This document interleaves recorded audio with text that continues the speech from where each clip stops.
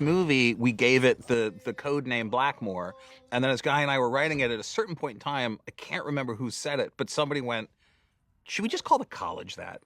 And we were like, yes, we should just call the college. Yeah, because we were trying all like these like dumb fake New York. Like New York City University. Exactly. New York City Right. University, I think, was the first NYCU. Yeah, and they just all felt so lame. Right. Yeah.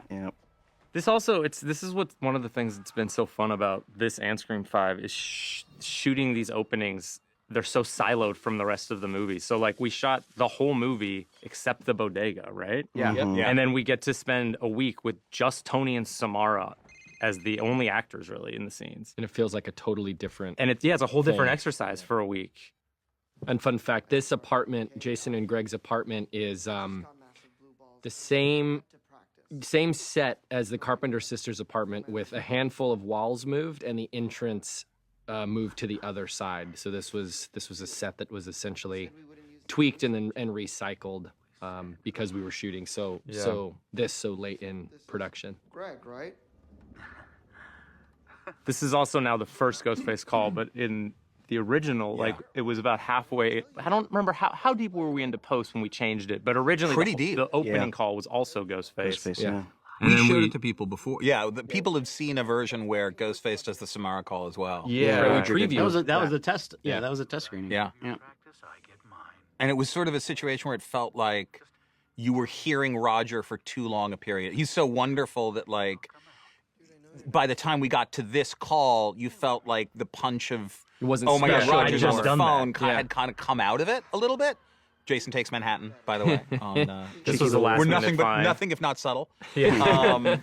With a character named Jason. With a character named Jason. Well, that's sort of back to front, by the way.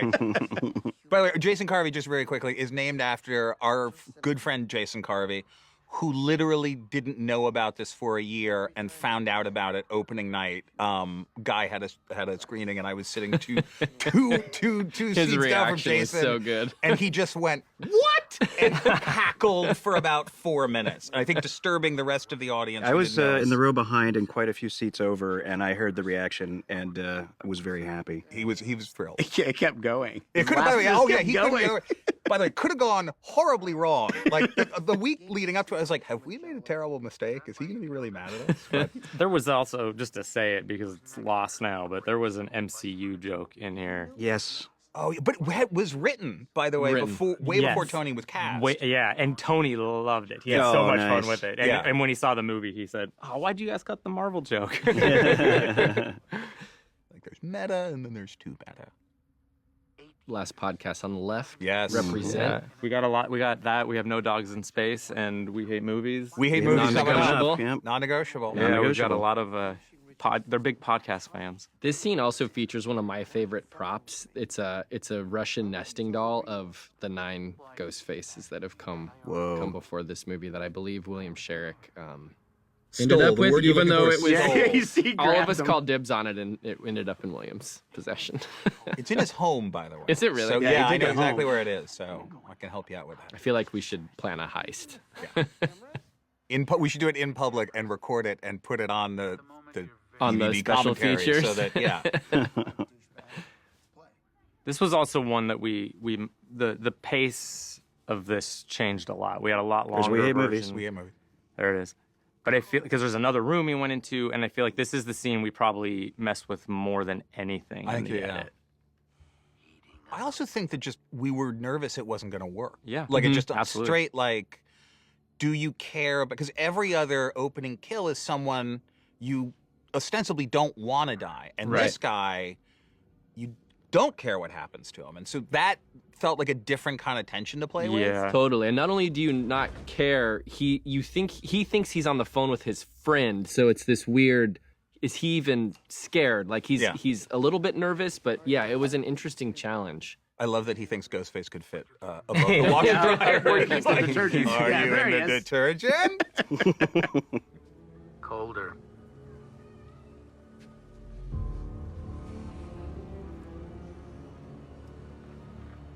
You may notice too on the computer screen behind him the Woodsboro Truther subreddit. that I've gets, never noticed that. I never noticed that it's either. used. Oh, It's really cool. Which now exists in real life. Now, That's great. and the beheading was late too, right? Yeah. That was late. That was I think we sort of realized that there was one of the ingredients that was missing when we shot this was that it doesn't really rise to a really gruesome punctuation mark, even with this. I love that you don't think that rises to a We've been gruesome punctuation. desensitized. Okay? It's the but movies that did it, head dude. in the fridge belongs to our friend Tom Newell, who's been in our lives for a very long time as a